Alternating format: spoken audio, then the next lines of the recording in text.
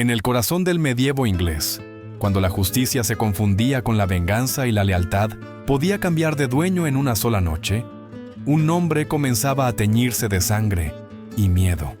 Hugh Despenser, el joven. Imaginemos el final antes de iniciar.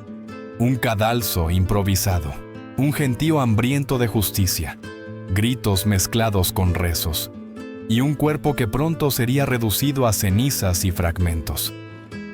¿Cómo llegó un hombre, casi anónimo en su juventud, a convertirse en el símbolo mismo de la tiranía y el castigo ejemplar? Despenser nació alrededor de 1286, en una familia noble de mediana importancia. Ni su espada ni su linaje parecían anunciar un destino extraordinario. Inglaterra estaba dominada por casas más poderosas, con varones que controlaban tierras y ejércitos, y por un rey, Eduardo II, cuya debilidad política pronto se haría legendaria. En ese tablero de ajedrez medieval, Despenser era, al inicio, poco más que un peón. Sin embargo, el azar de la política y la astucia personal le darían la oportunidad de ascender. La clave de su transformación fue un matrimonio calculado. En 1306, se unió a Eleanor de Clare, nieta del temido Eduardo I y sobrina del monarca en el trono, Eduardo II. Aquella boda fue algo más que la unión de dos familias. Fue la apertura de un pasaje directo hacia la corte, hacia la intimidad del poder. En un tiempo en que los lazos de sangre valían más que ejércitos, este enlace convirtió a Despenser en un pariente incómodo, pero cercano al rey. El joven Hugh no tardó en comprender que el verdadero poder no siempre se gana con espadas ensangrentadas, sino con susurros en las cámaras reales. Mientras otros caballeros buscaban gloria en los campos de batalla, él cultivaba la cercanía con un rey frágil, necesitado de compañía y, sobre todo, de alguien en quien confiar. Inglaterra, sumida en tensiones internas, guerras fallidas en Escocia y un clero dividido entre Roma y la corona, era un terreno fértil para los ambiciosos que sabían manipular las debilidades ajenas. A partir de 1318, Despenser alcanzó el cargo de Chamberlain Real, un puesto que le garantizaba acceso diario al monarca. Desde ese momento, su ascenso fue vertiginoso. La corte lo vio transformarse, de cortesano discreto a consejero indispensable. La línea entre amistad y dependencia se volvió difusa. ¿Era el rey quien mandaba o era el favorito quien moldeaba la voluntad del soberano? Crónicas de la época describen a Eduardo II como un hombre más inclinado a la complacencia que a la disciplina, incapaz de frenar las pasiones de sus allegados. Despenser, sagaz y sin escrúpulos, aprovechó esa debilidad. No solo buscaba influencia, sino tierras, riquezas y títulos, y lo consiguió con un ritmo tan implacable como alarmante.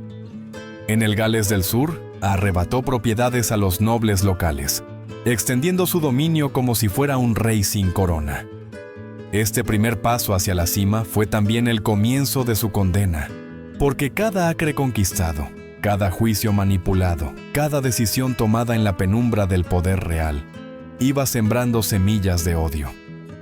Los varones, guardianes de un orden feudal que se veía amenazado, comenzaron a percibirlo no como un rival, sino como un enemigo existencial. Los campesinos murmuraban, los clérigos se inquietaban, y en los pasillos de la corte, el nombre de Hugh Despenser ya se pronunciaba con un veneno creciente. Pero, ¿qué impulsa a un hombre a cruzar la línea entre la ambición legítima y la tiranía descarada? Era Despenser un producto de su tiempo, un reflejo de la corrupción inevitable del poder medieval, o un monstruo que encontró en un rey débil el vehículo perfecto para desatar su codicia. Estas preguntas resuenan aún hoy, porque el inicio de su sombra no fue solo la historia de un individuo, sino la advertencia de lo que sucede cuando un reino entero depende del capricho de un favorito.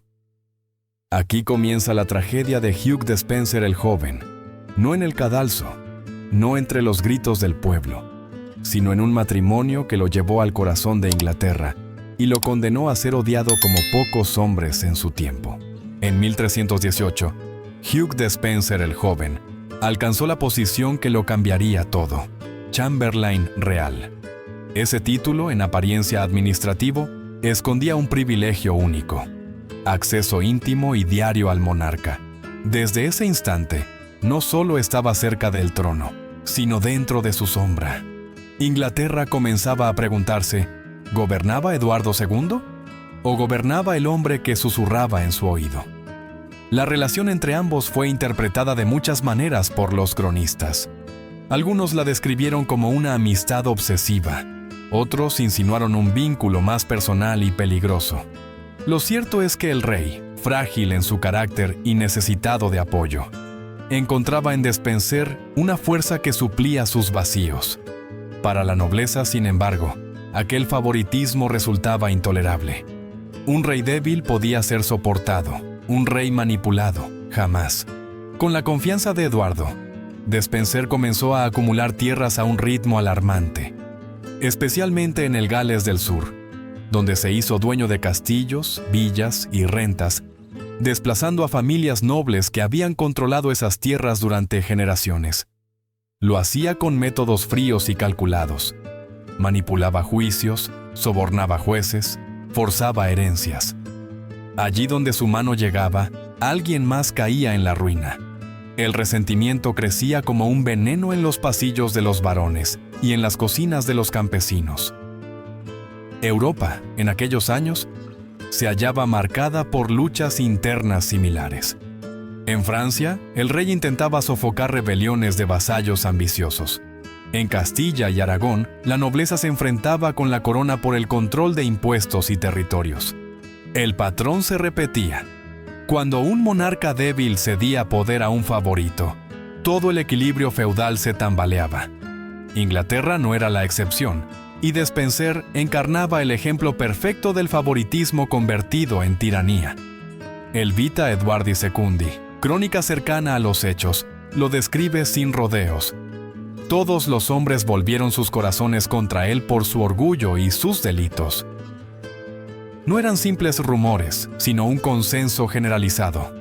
Despenser no solo buscaba riqueza, buscaba dominio absoluto, como si Inglaterra misma pudiera moldearse a su antojo. Y esa percepción fue lo que lo convirtió, poco a poco, en el enemigo común de todos. A nivel psicológico, Hugh parecía convencido de que su posición junto al rey lo hacía intocable. Su arrogancia se tradujo en gestos públicos.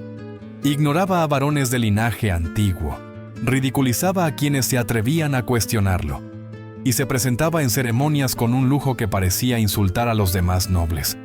Aquello era más que ambición. Era la construcción de una imagen de invulnerabilidad.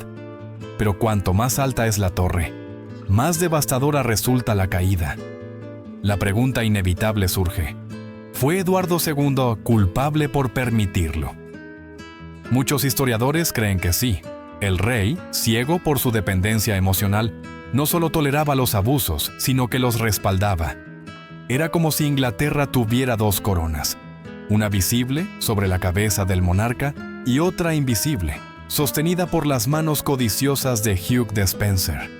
Para los varones, la situación se volvió insostenible. Sus privilegios estaban en juego, su honor mancillado y su poder feudal amenazado. Lo que comenzó como murmuraciones en los salones, pronto se transformó en conspiraciones abiertas. Inglaterra se encaminaba, sin saberlo, hacia una tormenta que estallaría en los años siguientes. La ascensión de Despenser no fue un triunfo silencioso, sino un desafío abierto al orden medieval. Y en ese desafío se gestaba su destino. Porque en un reino donde la lealtad era moneda, él había elegido cobrar demasiado caro. Para 1320, el nombre de Hugh Despenser el Joven ya no evocaba respeto, sino temor.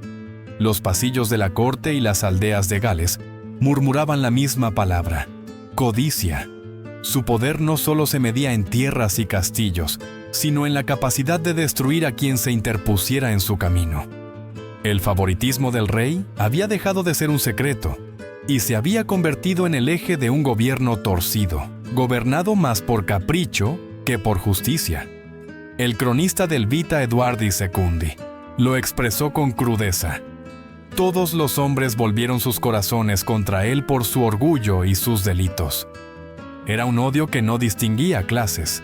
Los nobles, despojados de sus tierras, veían a Despenser como un verdugo disfrazado de consejero. Los campesinos, sometidos a exacciones cada vez más duras, lo percibían como el rostro mismo de la opresión. Y el clero, inquieto ante la manipulación de juicios y herencias, lo acusaba de pervertir no solo las leyes humanas, sino también el orden divino. Despenser utilizaba los tribunales como un arma. Un enemigo podía encontrarse de la noche a la mañana acusado de traición, deudas falsas o delitos inventados. Los juicios eran pantomimas, los castigos inevitables. En esa Inglaterra, la justicia se convirtió en un espectáculo de poder, con Despenser como maestro de ceremonias. Se dice que llegó a confiscar tierras enteras simplemente por el derecho de herencia de su esposa, ignorando cualquier oposición legal. Pero el miedo no se sostenía solo en leyes manipuladas. Su arrogancia era pública y calculada. Se presentaba en reuniones del Parlamento como si fuera un rey paralelo. Hablaba con voz de mando, interrumpía a quienes lo desafiaban y se mostraba como intocable.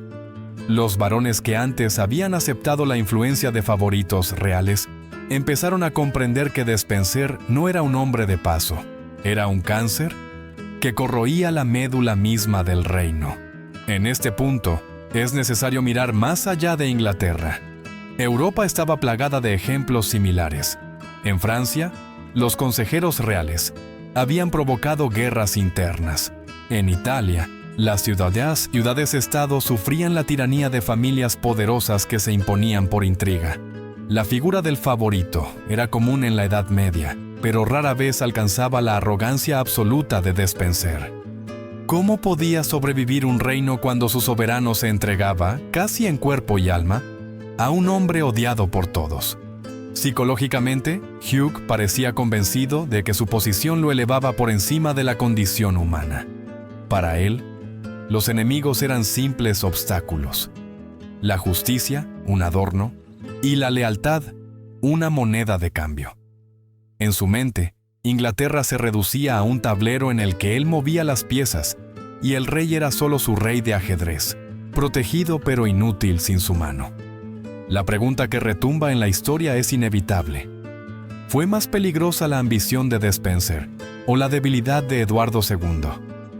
Porque si el primero se creyó inmortal, el segundo fue el cómplice silencioso que le permitió transformarse en tirano. El reino del miedo estaba establecido. Los nobles callaban por temor a perderlo todo. El pueblo aguantaba en silencio. Y el parlamento empezaba a mostrar señales de rebeldía. Inglaterra estaba herida, y toda herida sangrante exige tarde o temprano una respuesta. La sombra de Despenser se extendía sobre el reino, pero cada sombra necesita luz para existir. Y esa luz, aunque débil, empezaba a crecer en la figura de quienes pronto se alzarían contra él.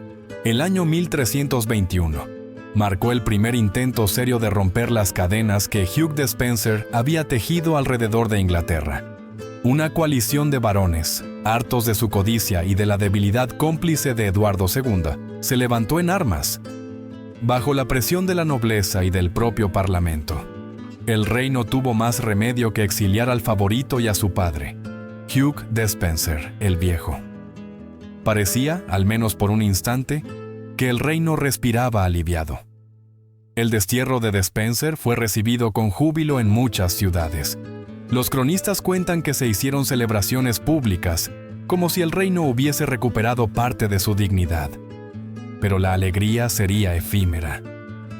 El exilio de Hugh no apagó su ambición, la avivó. Desde lejos, planeaba su regreso, y Eduardo II, incapaz de vivir sin él, ya tramaba cómo traerlo de vuelta. En 1322, el escenario cambió brutalmente. Eduardo reunió fuerzas leales y desató una campaña de represión contra los varones rebeldes. Fue una guerra corta, pero sangrienta. Los opositores fueron perseguidos, ejecutados, despojados de sus tierras. Y en medio de aquella ola de venganza, los de Spencer regresaron triunfales. Pero ya no eran simples favoritos. Eran verdugos armados con el poder del rey. La furia del retorno se sintió con especial crueldad en Gales, donde Hugh consolidó su dominio con una violencia que horrorizó incluso a quienes antes habían temido enfrentarse a él. Los Marcher Lords, orgullosos de su autonomía fronteriza, se vieron aplastados bajo su control. Hugh se movía como un príncipe independiente, imponiendo castigos, confiscando fortunas y gobernando con un puño de hierro. El regreso del exiliado fue peor que su primera ascensión. Si antes su codicia era un escándalo, ahora se transformó en una máquina de venganza. Los enemigos no solo eran despojados, eran destruidos. Inglaterra parecía gobernada no desde el trono, sino desde los susurros venenosos de Despenser.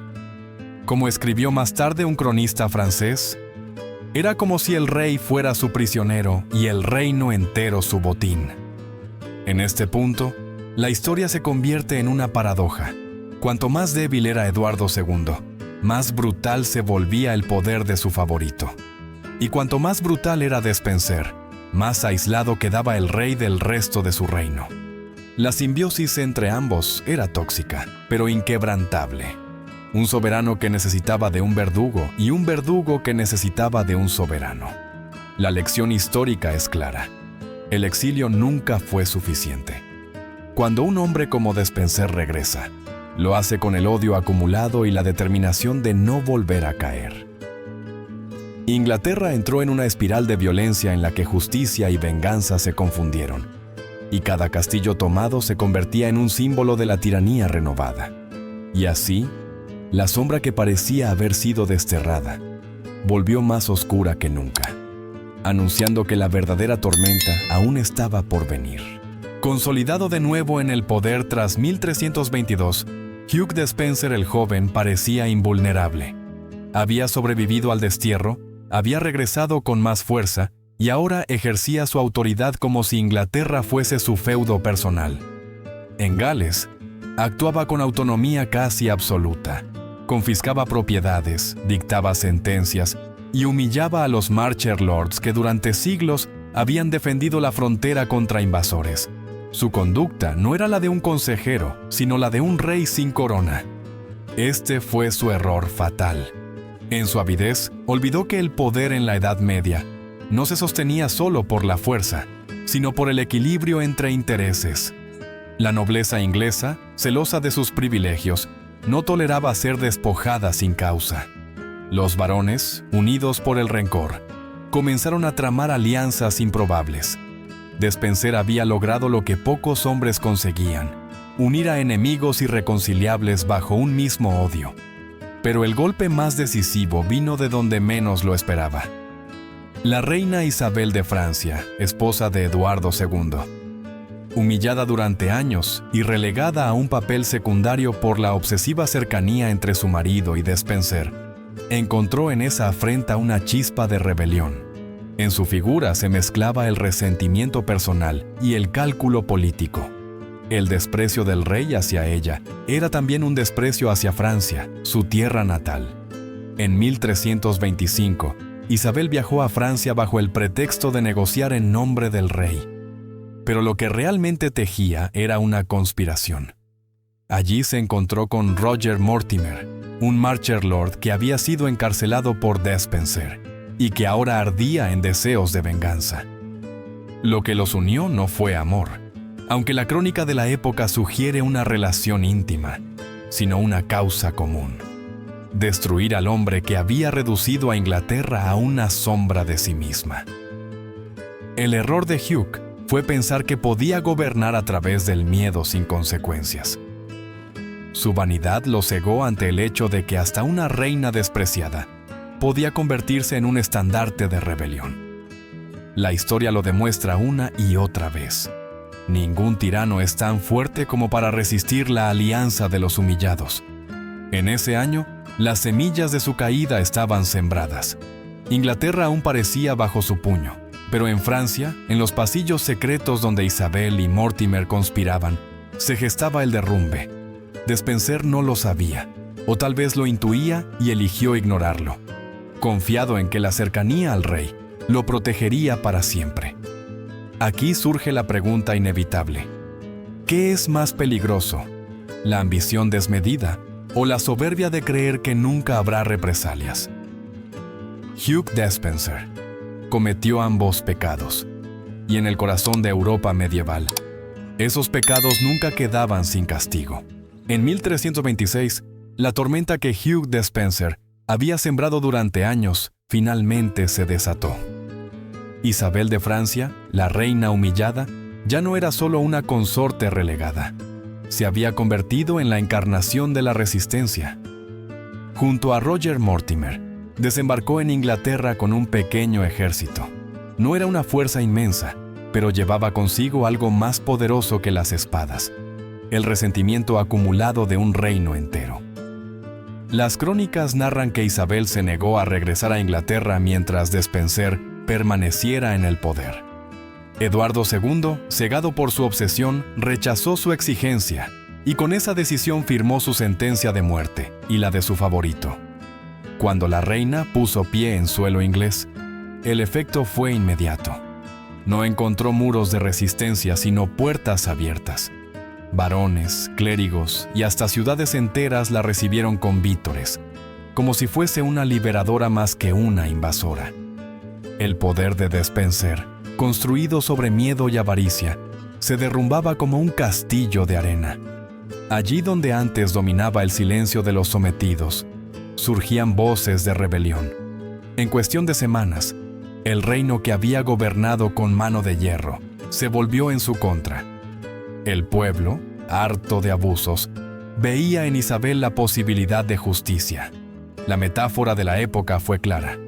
El fuego se extendió sobre Inglaterra como en un campo seco. La rebelión se propagaba sin freno, y cada noble que se sumaba a la causa de la reina debilitaba aún más a Eduardo y a su inseparable consejero. Mientras tanto, el rey y Despenser, acorralados, huyeron hacia Gales, buscando refugio entre los pocos que aún les eran leales. Pero no había ya refugio seguro. Psicológicamente, Hugh entraba en un terreno desconocido. El hombre que se había mostrado invulnerable descubría la fragilidad de su poder. El miedo que había inspirado durante años se transformó en odio abierto, y los mismos que antes lo adulaban, ahora se apresuraban a unirse a sus enemigos. Así funcionan las mareas de la historia. El miedo puede sostener un trono, pero nunca lo protege cuando llega el momento de la caída. Aquí es donde surge una pregunta crucial.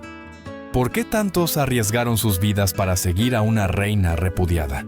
La respuesta va más allá de la política. Isabel representaba algo más profundo: la esperanza de romper un ciclo de corrupción y abuso. En ella, nobles y plebeyos veían no solo a la esposa de un rey débil, sino a la encarnación de la justicia contra el verdugo que había saqueado y humillado a Inglaterra. El desenlace estaba cada vez más cerca. Eduardo y Despenser huían, pero la red se cerraba. Inglaterra no pertenecía ya al rey ni a su favorito. Pertenecía a la furia de los despojados y al clamor de quienes exigían un ajuste de cuentas.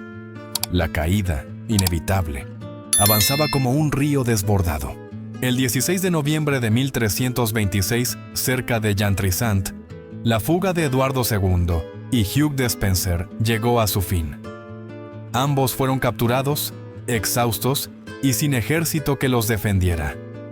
Lo que alguna vez fue el hombre más temido de Inglaterra, se encontraba ahora reducido a un prisionero tembloroso, rodeado por enemigos que esperaban con ansias verlo humillado. La reina Isabel y Roger Mortimer, sabiendo que la justicia del reino no sería suficiente, decidieron que su juicio debía convertirse en un espectáculo político. El proceso contra Despenser fue breve y sin posibilidad de defensa. Estaba acusado de traición, robo, extorsión y de haber arruinado al reino. Pero las acusaciones eran solo la superficie. Lo que verdaderamente se buscaba era borrar su poder de manera tan radical que nunca pudiera resurgir. La sentencia ya estaba escrita antes de que se pronunciara palabra alguna. En realidad, aquel juicio no fue un acto legal, sino un ritual. Inglaterra no necesitaba pruebas, necesitaba un símbolo. Y Despenser, el consejero que se había comportado como un rey en la sombra, era el chivo expiatorio perfecto. Los cronistas señalan que la multitud reunida para escuchar el veredicto celebraba con carcajadas cada acusación, como si se tratara de una fiesta popular. El pueblo, que durante años había soportado su tiranía, quería ver no solo su caída, sino su total aniquilación. La teatralidad fue deliberada. Se le acusó también de haber corrompido al rey, de haber manipulado su voluntad hasta reducirlo a un títere. Isabel sabía que al destruir públicamente a Despenser, no solo vengaba su propio honor, sino que despojaba a Eduardo de la poca legitimidad que le quedaba. El castigo contra el favorito se transformó en un juicio contra el mismo reinado. Aquí surge un dilema ético que aún resuena. ¿Era justicia o era venganza? En la Edad Media la frontera entre ambas era difusa. Para muchos contemporáneos, la ejecución de Despenser fue necesaria para restaurar el equilibrio roto del reino. Para otros, fue una demostración brutal de que el poder absoluto no se derrota con leyes, sino con violencia ejemplarizante. Psicológicamente, Hugh enfrentó en esos días su mayor contradicción. Había vivido convencido de que su cercanía al rey lo hacía intocable, pero en el momento del juicio estaba solo, abandonado incluso por aquellos que antes se inclinaban ante él. El hombre que había sembrado terror ahora era contemplado como una presa acorralada. El miedo que él inspiraba se había transformado en desprecio colectivo. El juicio terminó, como era previsible, con la condena a muerte. Pero no sería una ejecución simple. No bastaba con quitarle la vida. Había que destruir su memoria, arrancar sus símbolos de poder y exhibir su final como advertencia para todo aquel que pensara repetir sus pasos. Inglaterra no quería un cadáver, quería un ejemplo. Y lo tendría, en la forma más cruel que la imaginación medieval podía concebir. El 24 de noviembre de 1326, en la ciudad de Hereford, se alzó un cadalso improvisado que no era solo un instrumento de justicia, sino un escenario de venganza. El condenado, Hugh Despenser, el joven, fue llevado ante una multitud que lo esperaba con un hambre casi ritual. El hombre que durante años había gobernado desde las sombras, ahora estaba desnudo de poder, tembloroso, convertido en el objeto de burla de todo un reino. La sentencia fue diseñada no para ejecutar, sino para desmembrar simbólicamente el concepto mismo de tiranía. Le colocaron una corona de ortigas sobre la cabeza, como parodia cruel de la influencia que había ejercido sobre Eduardo II. Arrastrado por las calles sobre una carreta cubierta de cuero, fue expuesto como el peor de los traidores. Las crónicas cuentan que la multitud lo insultaba, arrojaba desechos, celebraba cada momento como si fuera una fiesta macabra. El método de su muerte era el más brutal que el derecho inglés reservaba: colgado, destripado y descuartizado. Primero lo ahorcaron, pero lo bajaron antes de que muriera. Aún consciente, fue atado a una escalera donde, según los relatos, sufrió torturas que buscaban tanto humillarlo como purificar al reino de su corrupción. Su corazón fue arrancado y arrojado al fuego, como símbolo de que la fuente de la codicia debía ser destruida. Después vino la fase final, decapitado y desmembrado. Sus restos se distribuyeron entre las principales ciudades de Inglaterra. La cabeza fue exhibida en el Puente de Londres, mientras que sus extremidades fueron enviadas a York, Bristol, Dover y Newcastle.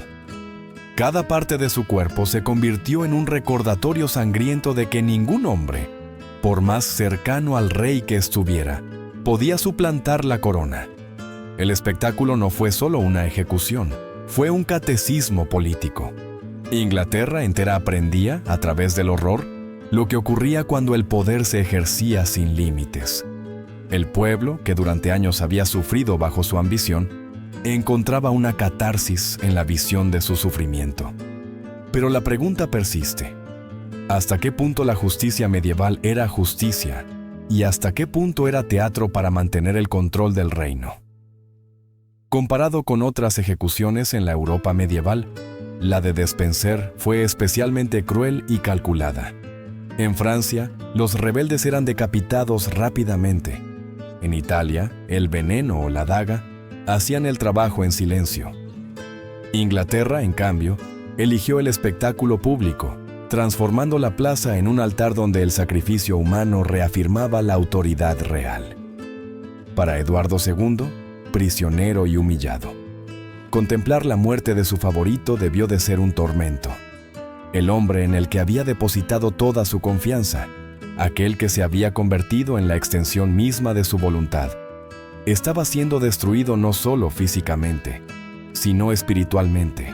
Y en ese momento, el rey comprendió que la caída de Despenser era también la ruina de su propio reinado. Así terminó Hugh Despenser el joven, no con la discreción de un exilio, sino con la ferocidad de una ejecución pública diseñada para borrar su nombre y su memoria. Inglaterra había recuperado su voz, pero al precio de sumergirse en una violencia que revela hasta qué punto el poder absoluto engendra no solo tiranía, sino también la necesidad de venganza colectiva. Tras la ejecución de Hugh Despenser, Inglaterra no quedó en silencio, quedó marcada. Su cuerpo, partido en fragmentos y esparcido por las principales ciudades del reino, se convirtió en un recordatorio vivo de lo que significa abusar del poder. La cabeza, clavada en una pica en el puente de Londres, era vista diariamente por mercaderes, peregrinos y campesinos, como si la ciudad misma respirara un mensaje de advertencia. Ningún hombre está por encima de la corona. Los restos enviados a York, Bristol, Dover y Newcastle reforzaban la lección. Cada ciudad que recibía un fragmento del tirano podía mostrarlo a su gente como trofeo y como catecismo. Era una pedagogía sangrienta, propia del medioevo, donde el terror servía para educar más que las palabras. Así, el poder que Hugh había acumulado durante años fue deshecho en partes, literalmente pulverizado en la memoria colectiva.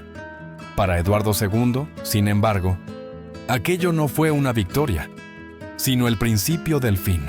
Prisionero, reducido a una sombra de rey, contempló la destrucción del hombre que había sido su favorito, su confidente, y según muchos, su única fuente de fortaleza. La caída de Despenser fue también la amputación simbólica de su reinado. Sin él, Eduardo quedó desnudo ante la nobleza y ante la reina Isabel, quien ahora dirigía los hilos del poder con Mortimer a su lado. En menos de un año, Eduardo sería obligado a abdicar. Su trono pasó a manos de su hijo, Eduardo III, mientras él mismo fue encarcelado y, según versiones, asesinado en circunstancias tan crueles como misteriosas.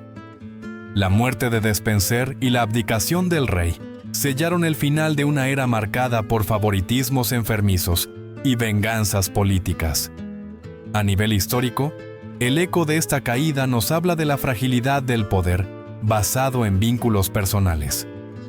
Hugh no gobernaba por derecho ni por legitimidad, sino por cercanía emocional con un rey débil. Cuando esa relación se quebró, todo su imperio se derrumbó de la noche a la mañana. La nobleza, que había soportado su tiranía por miedo, no dudó en destruirlo cuando tuvo la oportunidad. El eco también resonó en Europa. Crónicas francesas y flamencas comentaron la brutalidad del castigo, viéndolo como un ejemplo de la ferocidad inglesa. La ejecución de Despenser se convirtió en símbolo del destino de los favoritos demasiado ambiciosos, un aviso que atravesó fronteras. En un continente plagado de consejeros influyentes y cortes corruptas, la historia de Hugh fue usada como advertencia. El poder sin límite no muere en silencio, muere con gritos y fuego. Y sin embargo, cabe preguntarse, ¿cambió realmente Inglaterra después de su caída? ¿O simplemente sustituyó a un tirano por otros, repitiendo el ciclo eterno de ambición y venganza? Quizás esa sea la verdadera maldición de la historia, que los ecos del pasado nunca se extinguen del todo, solo se transforman en nuevas sombras. La ejecución de Hugh Despenser el Joven no fue simplemente la muerte de un hombre, fue la demolición pública de un símbolo.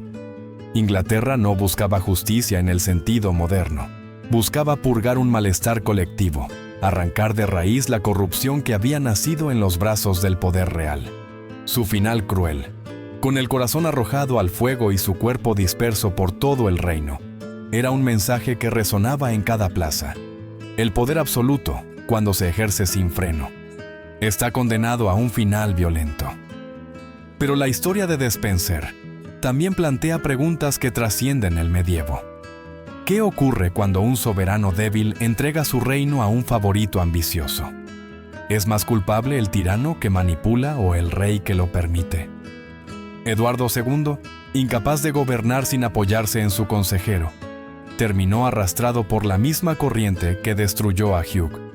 La dependencia emocional y política lo convirtió en cómplice y finalmente en víctima de la misma máquina de odio que había alimentado. Europa estaba llena de ejemplos similares. En Francia, en Castilla, en Italia, los favoritos reales acumulaban riquezas y despertaban resentimiento. Pero la brutalidad del caso inglés dejó una marca imborrable. Aquí no hubo veneno discreto ni exilio elegante, sino un sacrificio público. La Edad Media utilizaba el miedo como herramienta de cohesión social, y la muerte de Despenser fue un sermón sangriento que toda Inglaterra escuchó. A nivel humano, su historia es también una advertencia sobre la arrogancia. Hugh creyó que el poder lo hacía inmortal, que los castillos conquistados y los juicios manipulados serían su escudo eterno. No entendió que cada enemigo humillado, cada campesino despojado, cada noble traicionado, sumaba piedras a la montaña que finalmente lo sepultó. Su error fatal no fue la ambición en sí, sino la ceguera ante la inevitabilidad de la venganza. Hoy, siglos después, seguimos preguntándonos, ¿aprendemos realmente de estas lecciones? El ciclo de la historia parece repetir la misma trama. Líderes que se creen intocables, pueblos que soportan en silencio, y rebeliones que estallan cuando el miedo se transforma en furia. Quizás por eso la caída de Despenser sigue siendo tan poderosa. No es solo un capítulo de la Inglaterra medieval, es un espejo de lo que ocurre cuando la ambición no conoce límites. El eco de su destino nos invita a reflexionar. ¿Qué haríamos nosotros frente al abuso del poder? ¿Seríamos cómplices silenciosos como Eduardo? ¿O encontraríamos el valor de rebelarnos como Isabel? La historia no ofrece respuestas cerradas, pero nos obliga a enfrentar la incómoda verdad de que la tiranía nunca desaparece, solo cambia de rostro. Si esta historia te ha hecho pensar en los peligros del poder absoluto y en los ciclos de venganza que moldean nuestro pasado, te invito a dejar tu comentario, a compartir tus reflexiones y a suscribirte para descubrir más secretos oscuros de la historia en este canal. Porque, como demuestra el destino de Hugh Despenser el Joven, la historia nunca se calla.